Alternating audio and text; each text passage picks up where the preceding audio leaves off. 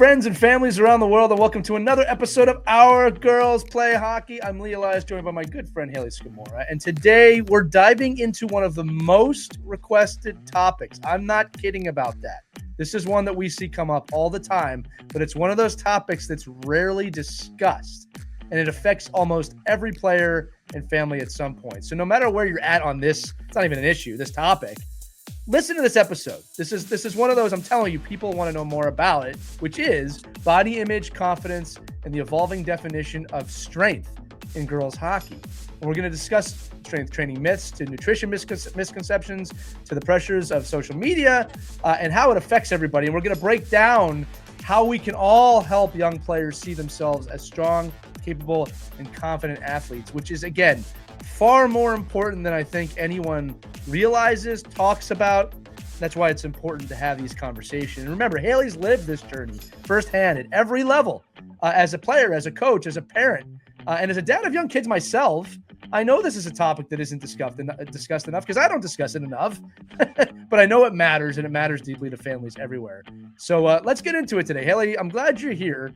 The first question, I mentioned it, right? You played at every single level now. Literally, you've played at every level a woman can play at, right? Mm-hmm. When did you first start noticing that female athletes face pressure around body image, and how did you personally navigate that while also focusing on your performance?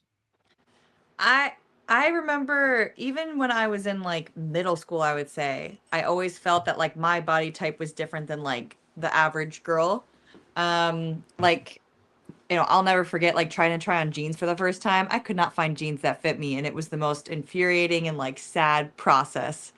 And honestly, through college even, I still struggled with it at times in terms of the number on the scale and things like that, and how that equated to how I felt about myself.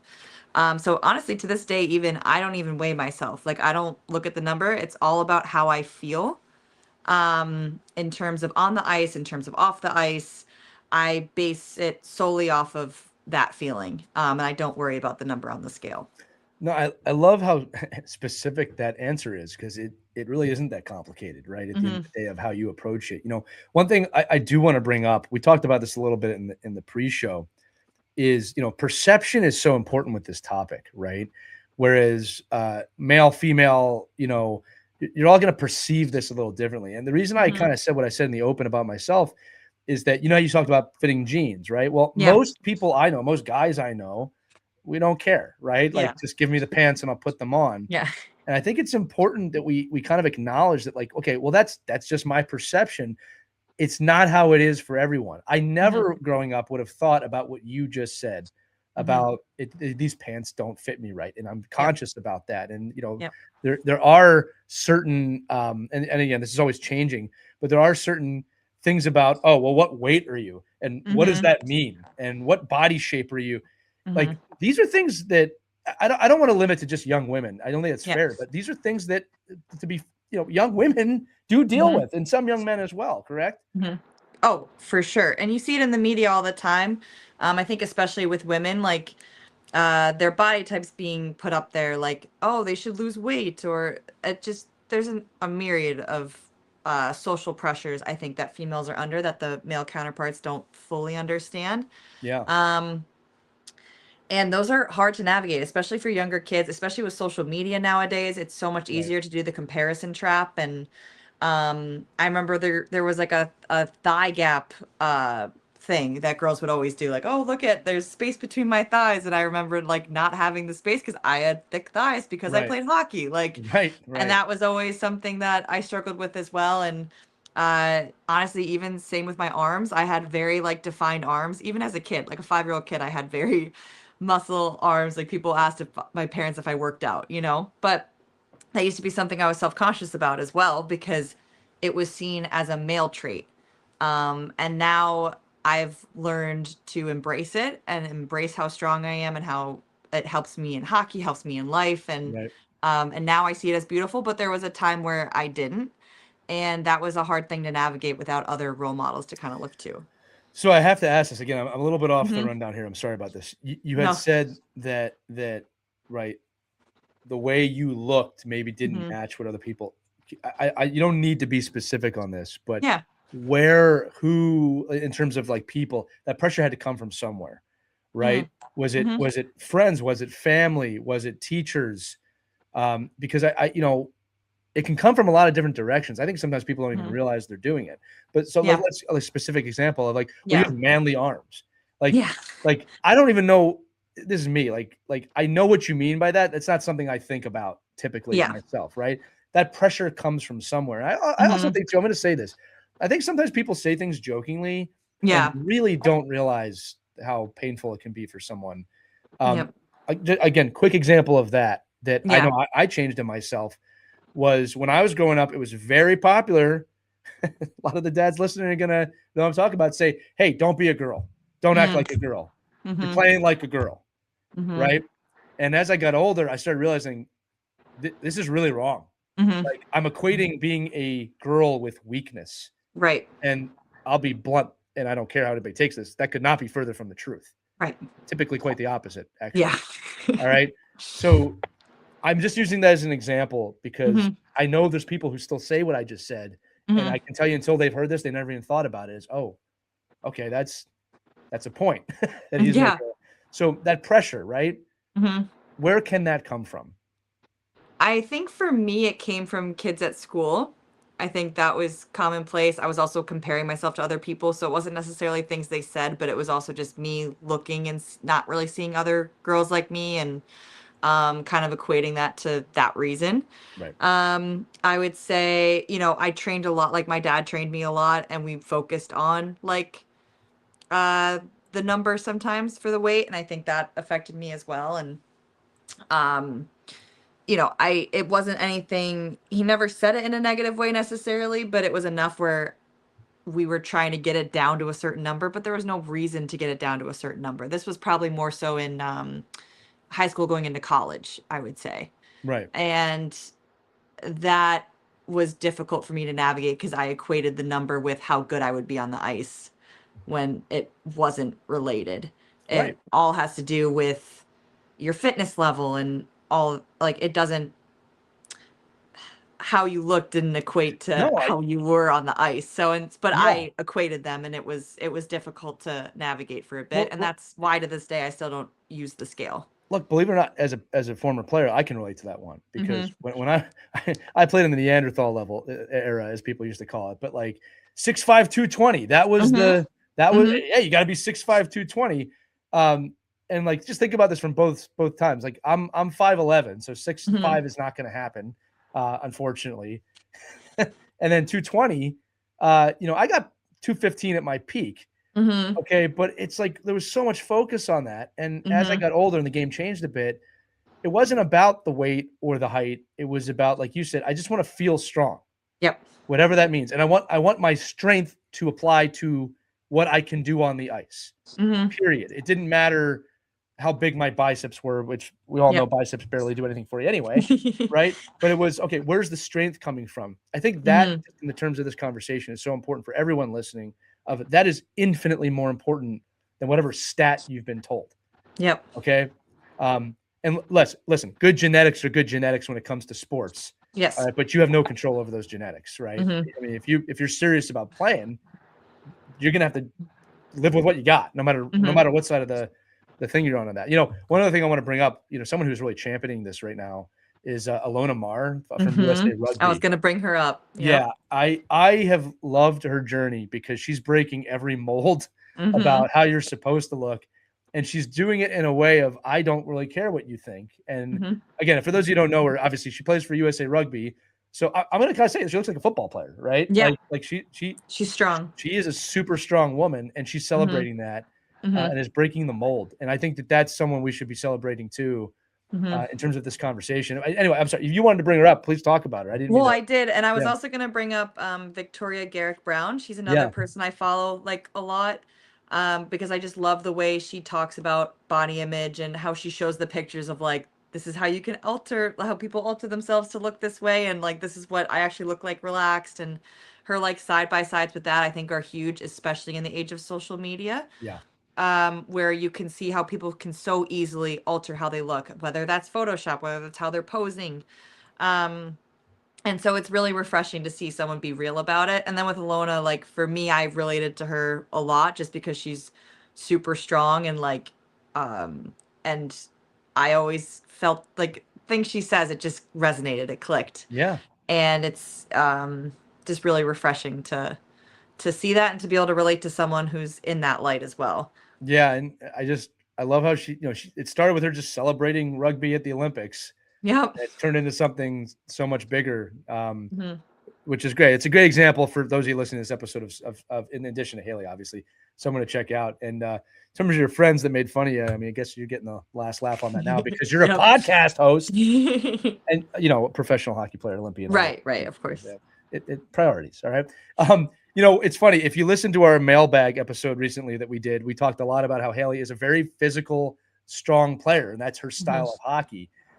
So did that definition of strength evolve as you grew from youth player to Olympian? We've kind of talked about how you perceived it maybe as an insult as a kid, but walk us through that kind of awakening of, well, okay, wait a minute. This is an asset, right? Yeah. And to today where it is, oh, I've got you lined up. That's a shame for you.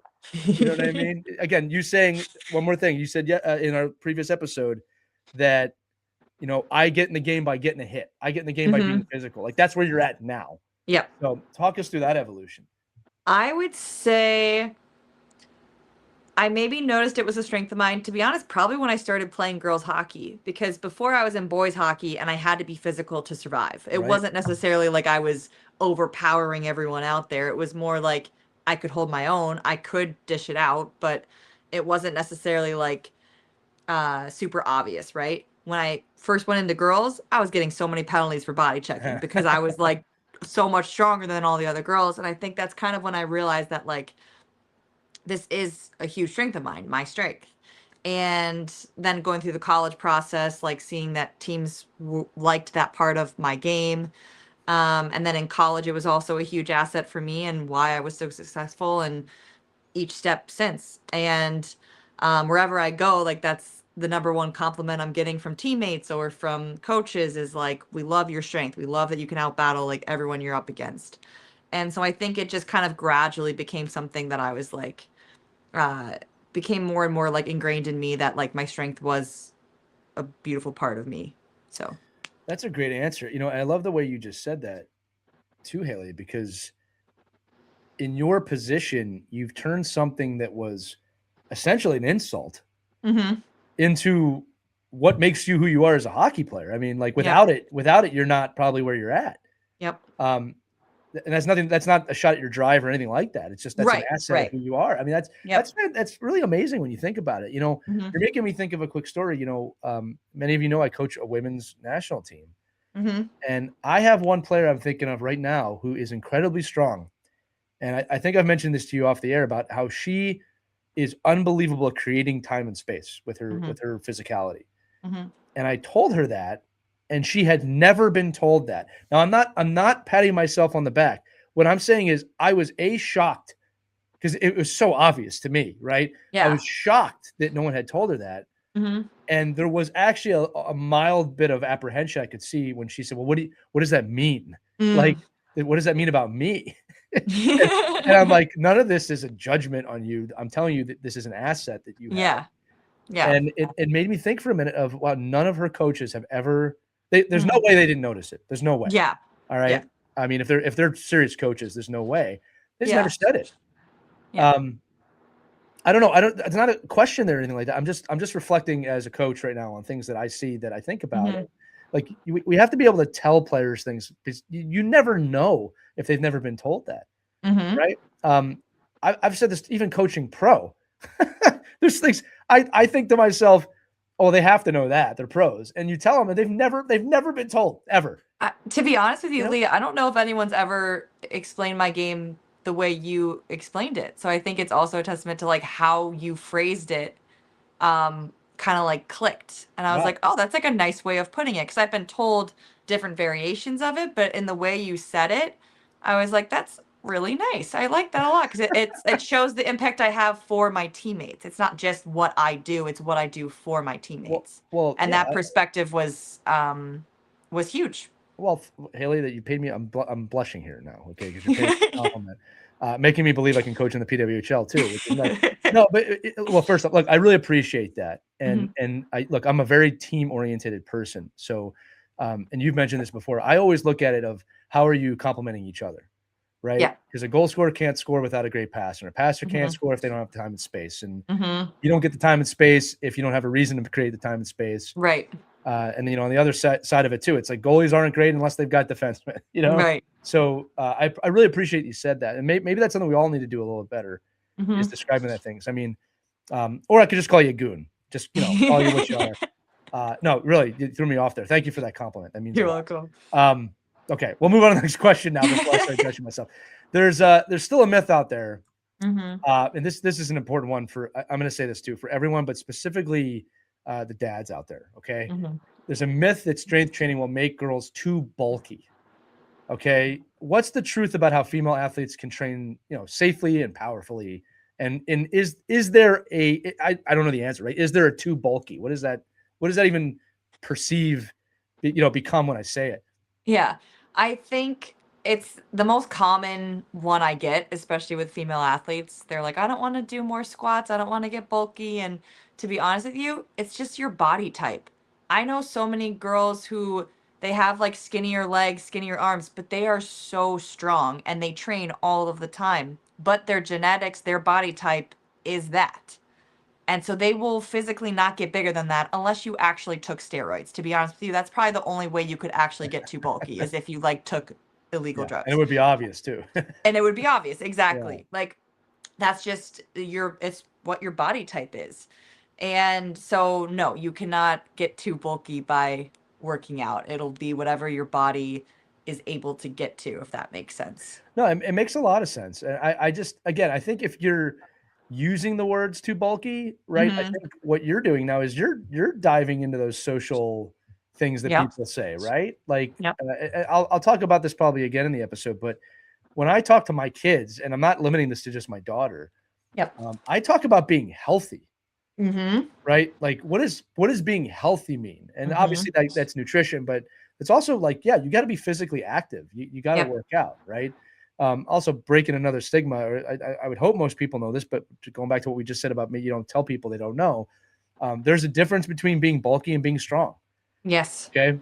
Being gigantic does not mean you are strong. Mm-hmm. All right. And you've seen this. There's been plenty of gigantic guys, gigantic women with massive arms that cannot win an arm wrestling competition because they have no stabilizers in their body. Yeah, right. true. They look gigantic. Yeah. So what's healthy mean? What does it mean to be strong? I think that's a great point that you really brought up there. Here's another question for you. What would you say to a parent who's hesitant to let their daughter lift weights or do strength training based on the conversation we just had? One of the biggest advantages to strength training is probably injury prevention. And especially with young kids, I think maybe like ages 11 or 12 up, I think is a good time to kind of start doing it. And you also don't have to do weights. You can do resistance bands. You can do body weight exercises. It doesn't have to be like giant barbells on top of kids' backs, or if they are doing that, it's in a safe space with a strength trainer who's right there teaching them proper movements. But it also teaches you the fundamentals of basic movements that you're going to be using on the ice as well. And it just makes them more safe in those positions. That's a great answer. I'm gonna. You're making me think of questions as we're doing this, which is good. that actually means that like this discussion's going to be eye opening. But I gotta phrase this one. So this is one that's formulating in my head. All right. And I'm going to speak specifically to young girls here with this question. Okay. I wonder sometimes if girls believe, right? Okay, well, there's a certain body image I have to portray to attract people to me, whoever it is. Okay. And my retort to that is what you do to take care of your body will actually have an effect on who you attract to you. Yep. With this thought in mind. Again, sorry, I'm kind of making this on the fly. You're good. That if you are a strong person, mentally and physically, you will most likely attract a strong person mentally and physically in return. If you're not interested in that and you're more interested in the social, this is how a woman is supposed to look, whatever that means, right? We can go 100 different directions with that statement. Right. You're going to attract someone who also believes that. It doesn't mean they're a bad person. Like, don't get me wrong. I'm not Right. saying that means they're sleazy or anything like that.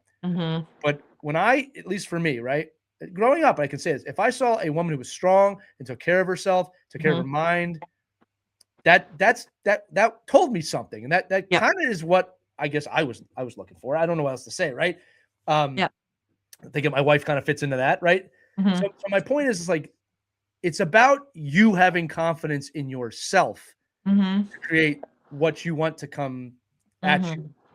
Does that make sense what I just said? It makes perfect sense. And it's Yeah. funny that you mentioned it, because that was kind of when you had asked me like where it came from for me. A lot of it was I felt like I wasn't getting attention from boys when I was in like middle school, high school. Right. And I thought it was because of that. I'm sure I also didn't have that self-confidence and things like that. Yeah. But that's what I thought, was the reasoning. And I think some maybe had said it, some didn't say, who knows?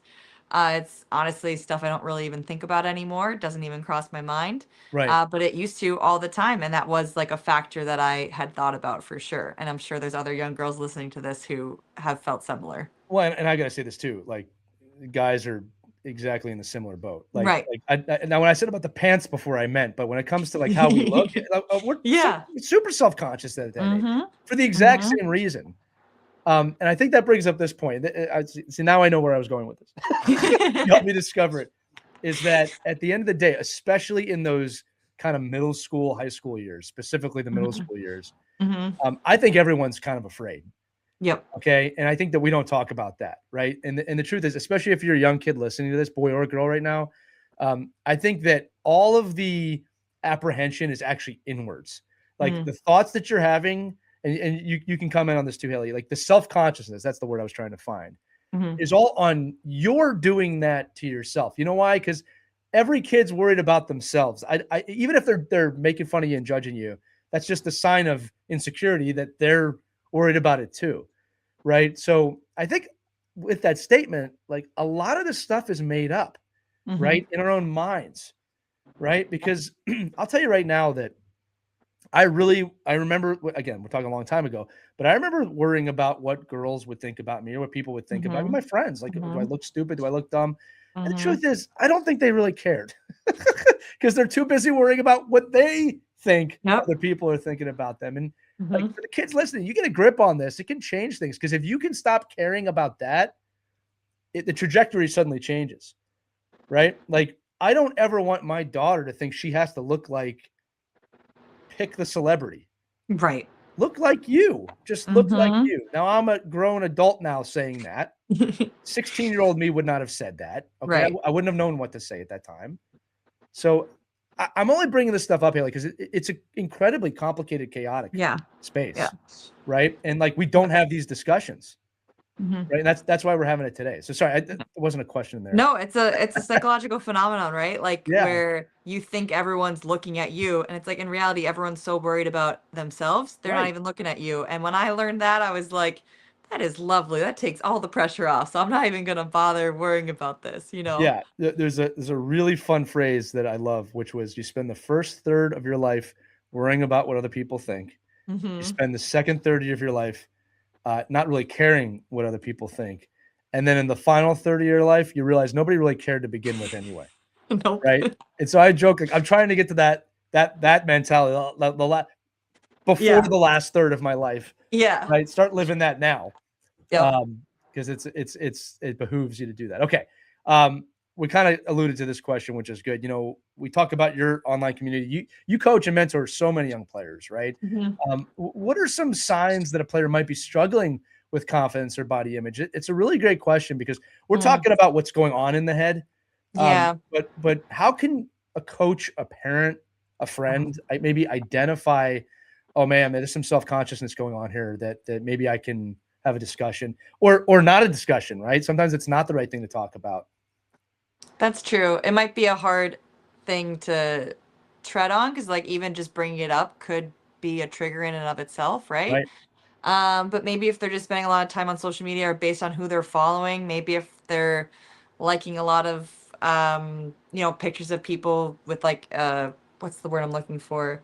Like Riz? No, I'm just no, like a high version of like what the woman's supposed to look like, right. right? I know exactly what you're saying. Like something like altered in that sense. I mean, I'm Yeah, the sure it's social hard to stereotypes. figure Yeah, out. Yeah, like I'm sure maybe like eating, if like you notice they're like maybe eating less or things like that, I think that could also be a sign. But I'm also not a parent. Like it's not like this isn't something sure. that I've necessarily like looked into or thought about in depth.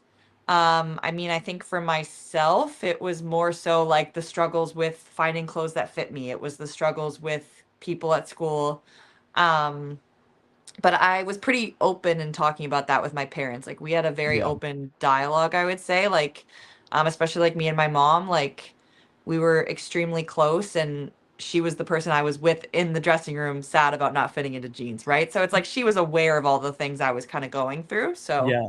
Well, I can tell you as a parent that what you just said is wonderful to hear. All mhm, right, because that may not be the case for most people. I think the fact right. that your parents are open and willing to have a conversation with you about it and support you in Hmm. that, that's Hmm. everything. I'm saying that because I know parents who will do things like send their daughter a shirt that is a size too small on purpose, Right. or openly say you look fat, Mm, which is like, what the hell are you doing? right. All It's right. sad. Um, Yeah. now again, look, there got to say it, right? There's a difference of when this happens to somebody who's in shape and someone who maybe is unhealthy and overweight, in which Hmm. case you shouldn't say it the way I just said it.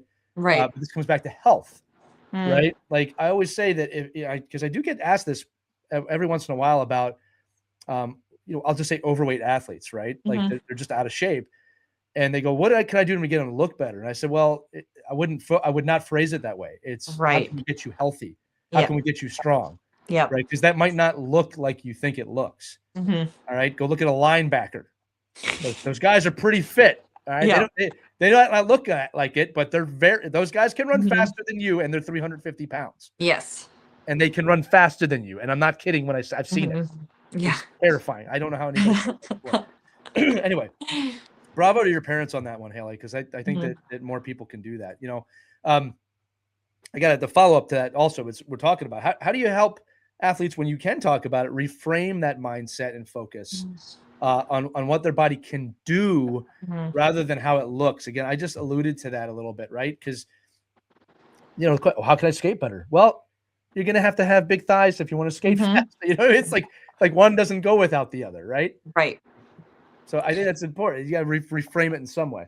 Yeah, it's like I'm grateful that my legs allow me to skate up and down the ice really fast. I'm grateful that my arms allow me to have a powerful shot. Little things like that I think Yeah. reframes it in a great way where now you see it in a positive light and you're not seeing it as something that makes you different from other people, but or if it does make you different, it's in a positive way and not the negative way. Yeah, here's another one for you, right? I mentioned the 6'5", 220 late Mhm. 90s hockey player that everyone was modeling after. Well, Yep. having a low center of gravity now is an amazing asset, Yes. right? Which means that if you are Mhm. short and stout and you have that strength, um, that's not a weakness at all anymore, Mhm. right? That can be a Mhm. massive asset. Yep. And there's been several professional athletes, both men's and women's sports, that have proved that. So, um, you mentioned this one before, Haley. We got to talk about it. We're living in the social age. That's not changing anytime soon, and it Yep. plays a massive role in how girls view themselves today. Yep. What advice can you give the players, the parents, about really setting boundaries or protecting confidence in that Mhm. comparison-heavy world? Like we alluded to this, we didn't really talk about it, but there is so much junk and Mhm. noise and brain rot, we'll call it too, right? Of Mhm. all over the internet. I can't even imagine having to navigate that as a young girl today. Honestly, same because Facebook was enough for me at that age. I think we had Facebook and Snapchat. Um, honestly, only follow people who bring joy, Hmm. right? So that might be a hard thing to kind of patrol. But as a young athlete, if you're listening to this, like if you kind of notice that, like you look at someone's post and you kind of start comparing it to yourself, or you kind of get into like that negative self talk loop, maybe just think about okay, I should unfollow or maybe like mute that person, right? You can do that because maybe you don't want to unfollow, but you can mute it. Make sure you don't see it as often. And then just be mindful of like kind of what thoughts are going through your head as you're scrolling and find people that you think positively of. Like I said, for me, that was like Alona Mar, seeing her stuff, like that brings me joy. It's funny to watch. It's something I relate to, and it's positive usually, right? So I think just focusing on that is huge for the social media age. Yeah, I gotta say this. I love how you just put that. Kids, adults, Mm-hmm. your Yes. social feed is not reality, and a lot of people think it is. Mm-hmm. All right, and I can prove it to you. Go find a few friends that maybe you're not super duper close with, and just ask, "Can I scroll through your Instagram or your feed?" Mm-hmm. And you're going to see a vastly different reality than your own. And I'll give you a great example just right now. If you can't do that, if you were to scroll through my news feed, it's a pretty positive place. Now, I don't mean it's like la la la, the world's not, it's always wonderful. I'm saying I see the news, I see things that are happening, but my feed's a pretty positive feed. Like it's enjoyable, a lot of motivational stuff, a lot of funny stuff, a lot of music that I like. Where I've looked at people who are close to me, their feed, and you would think that the entire world is ablaze. Mm-hmm. Okay. Now, neither feed is the truth. I've got to make Mm-hmm. sure I'm sticking by what I said. My feed Mm-hmm. is not reality either, Right. but that is how I've chosen my feed to be because I don't think I could handle the world is on fire every single second of every day. Mm-hmm. It's not. There's people that will disagree with me on that, but it's not. The world is the world. All right. It's existed for a very long time. Right. The political climate in the world, I'm not going to get into it, was different 30, 40, 50 years ago, but there were still problems. Right. Right. You know Right. what I'm trying to say? Yep. I'm saying that too because you could listen to this 30, 40, 50 years from now. It's still going to be true. Yeah. All right. So audit your feed. Mm-hmm. Heed what Haley said. If it makes you feel horrible, Mm-hmm. you have a choice Yep. to not look at that. Mm-hmm. And by the way, that might not just be news. That could be, honestly, it could be the way someone looks and you think, I don't like this because I don't look that way. If it's not motivating, if it's not lifting you up, get rid of it. If it doesn't bring you some value, get rid of it. It's your choice. It's not reality, no matter what you do, though. I gotta say those two things. Sorry, Haley, I took some oxygen there. Any follow up on that? No, you said it perfectly. Yeah. I mean, I just kids, you got to do that. And parents, I'm going to say this again. We've had guests on under the age of 14. The recommended, this is scientifically proven, and statistics have shown this. It's going to shock a lot of you. The recommended amount of screen time per day under 14 is 1 hour. Wow. That's it. Your kids are logging 6 to 10. I fight my kids on it too. I'm guilty. Mm-hmm. I'm just as guilty as all of you. All right, but I'm aware of it and I work on it. Okay, it's definitely not easy. I'll say that too. I Okay, can't imagine. Yeah. it's tough. You just got to remember it's not a babysitter, and you got to do the best you can. Right. I'll also say every once in a while I do deserve a chance to sit down. Yeah. So it's a balance. Okay. Yeah. We mentioned earlier too. We talked a lot about strength and conditioning, but nutrition is also another major area of confusion. Essentially, people 70% of your body is based on what you eat. 70%, even if you work out. So, what are some of the biggest myths you've seen about food or dieting or fueling to perform? Right? I mean, I'm sure you're on a pro athlete diet. What are some of the things you've seen over the years? It's a great question. I'm not right now. What's coming to me is not necessarily myths, but like a very common thing on social media is like what I eat in a day, and it's usually like young influencers who maybe don't need to eat as much as an athlete needs to eat, Right. and people see that and then see what they look like and be like, that's what I need to eat in order to look like that. And as Right. athletes, we need to eat a lot more than you realize. I think even I sometimes don't get as much as I need because it's a lot of food. You got to eat a lot. I usually drink a lot of protein, things like that to kind of help get to that level that I need.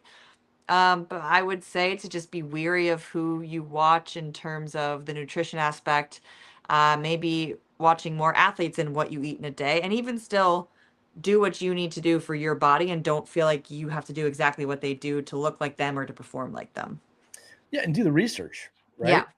Like watching is a great follow-up, right? Watching social media of what you eat in a day, not a bad thing to watch, but do your research. You can't, like I said, it's not reality. Yes.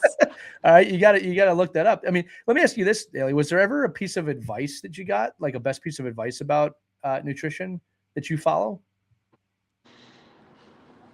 Honestly, the biggest thing was eating more protein than I was before. Right. I had found that I wasn't eating enough protein, probably like back in college or something. So had more protein drinks and things like that. I think that's a huge piece, especially for female athletes. Yeah, one that I got, and it's it's one of those, like, it's super simple, but it's just knowing, and this is not the whole thing, like the whole picture, but you kind of have to have a grip on how many calories are you burning and how many Mm-hmm. you putting in. Mm-hmm.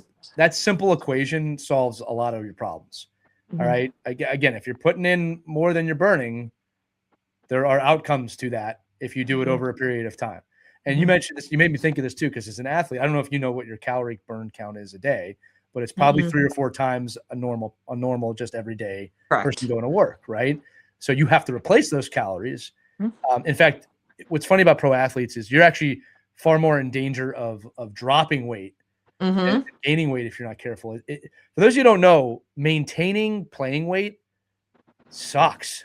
I mean, it's not easy. You and I have both heard it, right? Oh, it must be so great. You can kind of eat whatever you want, as much as you want. That is not the case.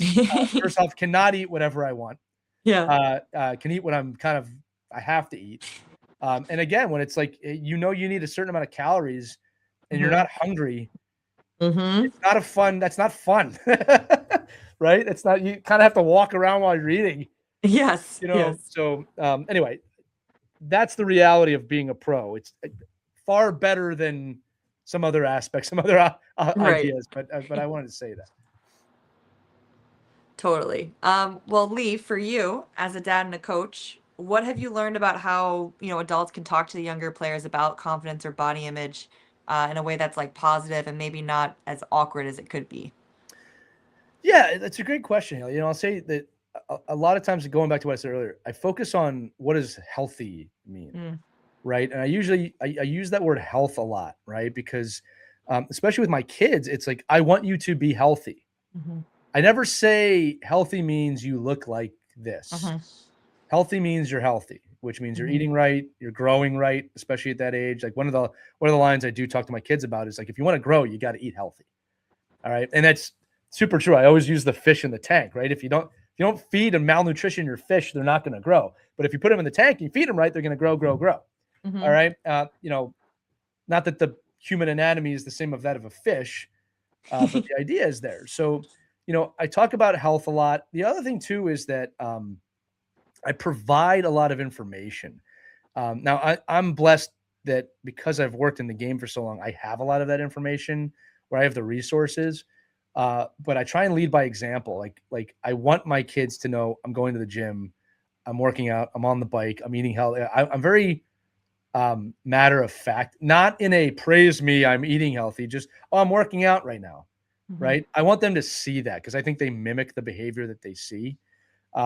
That's really, really important. Right. Like I, I gotta say, like, if you're eating unhealthy in front of your kid and then telling them to eat healthy, it's just not going to work. I don't. It's not the right message.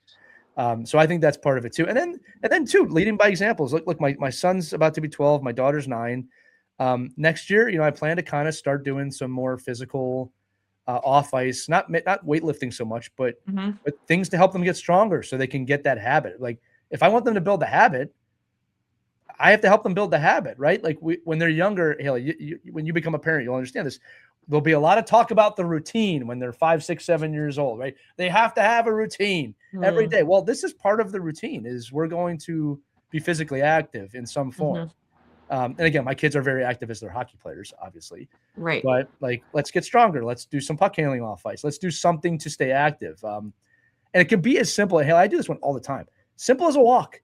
I'll say to them, like, let's go up and go for a walk. Oh, I'm watching this. Yeah, you've been watching that for an hour. Let's get up. We're going to go for a walk. Things like that, I think, are super, super duper important as a parent. And then, as a coach, again, I try and stay in shape. This is going to sound, I don't know if this sounds judgy or not. I don't know what this sounds like, but it's like, I want my coach to look like they're an athlete as a player. All right. So it was easy to be motivated to stay in shape when I was playing. But one of the many motivations now, aside from being healthy, is that when I'm coaching kids, I want them to see I'm in shape. I work out, right? I'm healthy because it's important. I think those are all ways to send that message in a positive way. I'm basically saying lead by example, but I said it for 10 minutes. Right. No, I think that's a great point. I mean, you see it with, people will post about young kids and they want to just be like their parents, so they're doing little workouts with them. I see it with my Yeah. nephews all the time I love because it. my sister-in-law works out a lot, and then you'll see them lifting up the dumbbells and doing stuff. And so Well, it's super important. I'll say this to you too, is with my higher level athletes, I create a lot of physical fitness plans or mobility plans. They're kind of standards of this is what I expect. But another thing I do is I explain kind of the why behind certain things of like, we're doing mobility for this outcome. We're doing strength training or endurance training for this outcome. Great example, in the team I coach, there's a lot of tournament-based events. So we always say we train for day 5, which is usually the gold medal game, or train for the gold medal, right? There's an outcome to this endurance training. So I'm not just saying go kill yourself on the bike 6 days in a row because you have to. It's I want you to go kill yourself on the bike because the outcome is you're training harder than the other team, right? And you will find that outcome. And this, like in the last tournament we coached, that's exactly what happened, right? We had legs at the end and the other team did not. And we trained for that specific event. So I think that's just, I'd be remiss if I didn't say that in terms of a positive way of doing it. Totally. And then for male coaches and hockey dads out there that want to be supportive, they may be not sure how to talk about those topics with young girls in specific. Yeah. So how do you what would you say to encourage them to do that while still being respectful? Yeah. Well, I'll say this again. My daughter's 9. So I I only know the answer up to that point, right? Fair enough. Yeah. Like we haven't hit the teenage years yet. I'll navigate that when I get to it. But I think the big thing I can say about now is I don't really treat her any differently than my son, and I don't treat my son any differently than her. Being healthy is being healthy, right? And look, I will fully say, like, obviously the female anatomy and experience is a different thing, and there's going to things that she experiences and he experiences that are obviously very different. This is where it helps that my wife's a physician, but I'll say that up until this point, it's like this is what we do as a family, right? It's I think that's how you do it. Is there's not separate rules for her and separate rules for him in terms of health and fitness. All right, when it comes to your body and what your body does, that's a separate. To me, it's a separate thing, right? So, and you can tell me if I'm wrong on that, Haley. It's a separate thing, right? Like when those aspects start happening, we'll have those discussions. Yep, I think that's a great point. Yeah, well, and again, like, there's no need to disrespect them. Like you mentioned about being respectful. It's like I think the ultimate respect I can show my kids is just treating them, meeting them where they're at, and treating them like my kids, plural, right? And here's the other thing too. In your previous question, you talked about making it positive, not awkward. Just as I'm thinking about it, sometimes it is awkward. Maybe that's okay. Like, it's okay it's going to be awkward sometimes, right? Like, there's aspects of growing up that are awkward. So the conversations are going to be awkward. I think the bigger, especially for the topic of this episode, I think the bigger mistake is not having the conversation because it's awkward. Right. And I think that there's a lot of that going on too, of like, it's awkward, so they just don't have the conversation. Like, it's going to be awkward at times, period. Yeah. So, this has been a really great episode so far, Haley. We're almost done. Let's close on this, right? There's definitely a young girl listening right now, right? It's struggling with this. We've gone over a lot of things today, but what is kind of the unifying message here that you want her to hear directly from you about their body, their confidence, their strength, and where they're heading? My biggest message would be I've been there too. You're not alone in it.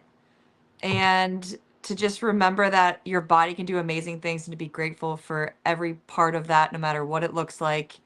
And yeah, that you're beautiful no matter what, and don't compare yourself. I love that. And I think that's a beautiful note to end on, right? Because that is the truth, right? Mhm. Every one of us, every single one of us, unless you have an identical twin, is genetically different. And even if you have an identical twin, you guys are different, Yeah. right? So beautiful message. Haley, this has been a great episode. And like I said, we talk about being awkward. There's some awkward things in this episode, but Mhm. this is why we have to talk about it. I'm going to end it the way I started it by reminding everybody this is one of the most requested topics. It's just not publicly requested in the sense of people talking about it. And I'm glad Yeah. we had some time to talk about it today. And I do want to open it up to the audience too. Like we're Mhm. just two people talking about this, right? Everyone's experience is different. Please email us if you have thoughts, more questions, you agree, you disagree, more advice that we can share about this topic. Email us at team@ourkidsplayhockey.com. Or as always, accompanying this episode in the show notes, there's a link. Just tap on it and you can text us directly. Just make sure you leave your name and where you're from, so we know who you are. So we can respond properly, right? We can only respond through the episodes on those. But Haley, great stuff today. I really appreciate you taking the time to do this. Yeah, absolutely. It's a topic I'm very passionate about, and like I said, it was something I struggled with as well. And I've kind of finally come to a spot, and I'm 31 years old, so it's okay no matter what your journey looks like. I appreciate that. All right, that's going to do it for this edition of Our Girls Play Hockey. Haley will return in future episodes of Our Girls Play Hockey as we continue to do this. But with that said, I'm Elias. We'll see you on the next episode, everybody. Have fun, work hard, get better, and we'll see you next time. Take care.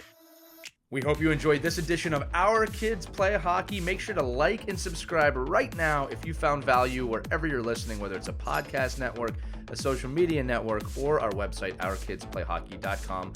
Also, make sure to check out our children's book, When Hockey Stops, at whenhockeystops.com. It's a book that helps children deal with adversity in the game and in life. We're very proud of it. But thanks so much for listening to this edition of Our Kids Play Hockey, and we'll see you on the next episode.